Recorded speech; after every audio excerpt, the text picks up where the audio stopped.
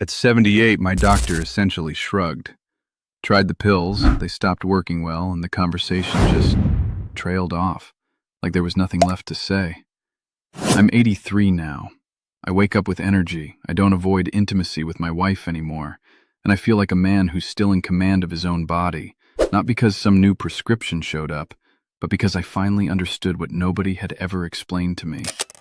What that pill was actually built to do, and what it was never built to fix, is exactly what I'm going to walk you through. Because once someone finally explained it to me, a decade of confusion suddenly made sense. I want to be fair to my doctor. He's not a bad man, and he's not lying to me for money, the way some people want to believe. He's got 15 minutes per patient and 40 things to cover. Erectile function by the time you're in your 70s often gets filed under, well, that happens, and the appointment moves on. That's not malice. That's just the system we're all stuck inside of. A system built around 10-minute slots and a checklist that rarely has room for anything that takes real explaining. But that happens isn't an explanation. It's a shrug dressed up as medical advice. And for years I accepted it because what else was I supposed to do? I nodded, I said thank you, and I drove home with the exact same problem I walked in with, just now with the added weight of feeling like there wasn't even a real answer to look for. You've probably felt some version of this. The thing that used to be automatic stops being automatic. You try something, a pill maybe, and it works for a while, and then it doesn't work as well, and nobody tells you why. So you assume it's just the next stage of decline. You stop trying. You stop bringing it up, even with your own wife, because what's there to say? I avoided that conversation with mine for longer than I'm proud of. Found reasons to turn in early, let her think I was just tired. The loneliest part of all of it wasn't any single disappointing moment. It was carrying that quiet defeat around by myself, year after year, convinced this was just how it ends. I remember sitting on the edge of the bed some nights, just staring at the floor, trying to figure out how to explain something I didn't even understand myself. Here's what eventually got explained to me, finally, by someone willing to take the time. An erection isn't one single thing the pill is supposed to fix forever. It's 3 systems working together. There's the hormonal system, testosterone, libido. There's the nervous system, the actual signal from your brain that kicks the process off. And there's blood flow, which depends on a molecule called nitric oxide that tells the arteries to relax and let blood in. Pills that work on this typically work on that nervous system signal piece. They don't fix circulation itself. If your circulation has weakened over the years, from blood pressure, from how most of us ate for decades, from just getting older, the pill has less and less to work with. That's often exactly why it stops working as well as it used to. Nobody ever told me that part, and once I heard it, a decade of confusion suddenly made sense. I'm 83 now, and I genuinely feel more energy day to day than I did at 78, when I'd basically given up. I get through my whole day without that flat, deflated feeling following me around.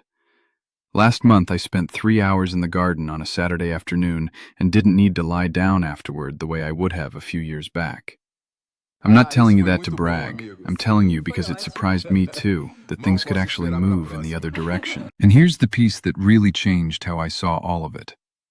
The blood vessels in this part of the body are some of the smallest in your entire circulatory system. Smaller even than the ones feeding your heart, which means when circulation starts to weaken anywhere in the body, it tends to show up here first, before it shows up anywhere else. Some researchers who study this treat it as an early warning sign worth paying attention to, not a guarantee of anything, just a signal. Worth bringing to your doctor directly, not burying out of embarrassment. That reframed everything. I wasn't a man whose body had simply given up. I was a man whose circulation needed real support, the same way anyone's heart needs support as the years go by. And once I saw it that way, the shame that had been sitting on my chest for years started to lift, because this wasn't about my worth as a man anymore. It was just physiology. For 3 years, I slept 3 feet away from my wife, and it felt like 300 miles. She'd fall asleep first. I'd lie there staring at the ceiling, wide awake, feeling like a roommate in my own marriage. I thought something was wrong with me. It wasn't weakness, and it wasn't just age. Here's what no one ever sits a man down to explain. This isn't about willpower. It's about specific systems in your body quietly losing steam year after year while nobody tells you it's even happening.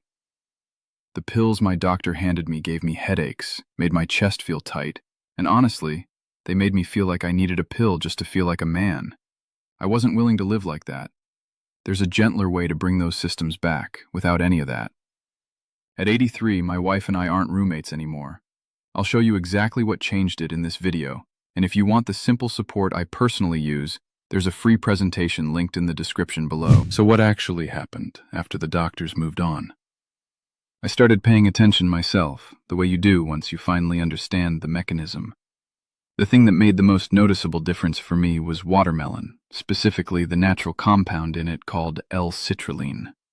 There's controlled research on men with mild to moderate erectile difficulty using watermelon extract, and it showed meaningful improvement.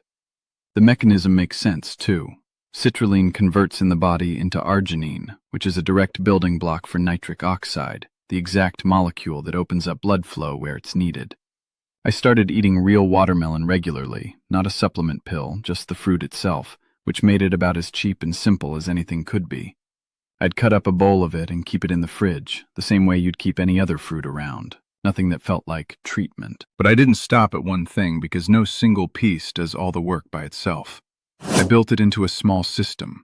Movement most mornings, a walk outside in real daylight, which helps regulate your internal clock and through that your hormonal rhythm. I tightened up my sleep because that hormonal rhythm does most of its work overnight. I cut back on alcohol, not eliminated, just reduced, since it's hard on circulation when overdone. And I started actually reading the labels on what I was eating, which is something I'd never bothered with in 78 years. Last month, my wife and I hosted our grandchildren for a whole weekend, and I had energy left over by Sunday evening instead of being wiped out by Friday night. I chased my youngest grandson around the backyard for a good 20 minutes before he finally wore himself out before I did. That's the kind of thing that tells you something real has shifted, not one moment, but the whole shape of your days. I think of a man named Gerald who wrote in after one of these videos, 76, from outside Tampa, on blood pressure medication for over a decade, told flatly by his doctor years earlier that the pill might just stop being effective at his age. He said hearing the actual mechanism, that it wasn't his body failing, it was circulation that could actually be supported, changed how he approached the whole thing. He told me the relief of just understanding why something was happening mattered almost as much as anything he actually did about it. I share that not as proof some fruit fixed him, because that's not honest, but because the shift in understanding is what mattered for both of us. If you're on medication for blood pressure or your heart, please hear this clearly. Nothing here replaces your treatment, and you should never stop or change a medication on your own. Some approaches that affect nitric oxide, particularly certain nitrate-based supplements, can interact with heart medication, so anything new gets run past your doctor first, alongside your treatment, never instead of it. What I wish someone had told me at 78, instead of just letting the conversation trail off, is that a pill stopping working isn't the end of the story. It's often a sign that the circulation underneath it needs its own support, and that's something you can actually do something about without needing a doctor to hand it to you on a prescription pad. Your erections don't disappear just because you got older. They fade when the systems behind them, blood flow, nitric oxide, hormones, energy, and recovery, slowly stop getting the support they need. Ignore that long enough, and it becomes harder to reverse. That's why I take this concentrated formula every morning. Not one ingredient trying to fix everything, but several working together to support circulation, energy, and drive from the inside out. It's a natural, doctor-backed protocol designed to support pathways your body already knows how to use. No prescription, nothing artificial. Stronger, present, confident again. And unlike the pills I tried, I didn't feel disconnected from my own body. No headaches, just steady, gradual change. My wife noticed before I even said a word. The presentation is linked right below this video. It won't replace your doctor or a healthy lifestyle. It's simply there to support your body. At 83, my wife and I aren't roommates anymore, and it's not too late for you. I think about the man I was at 78, quietly accepting that happens as the final word, turning the lights off early, carrying it alone. And I think about the man I am now, 83, who understands his own body well enough to do something about it. That's not about chasing some performance scoreboard.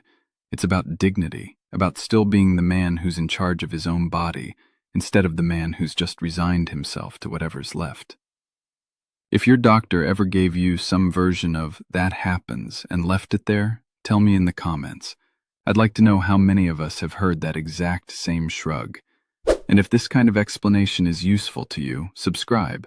There's more of this coming.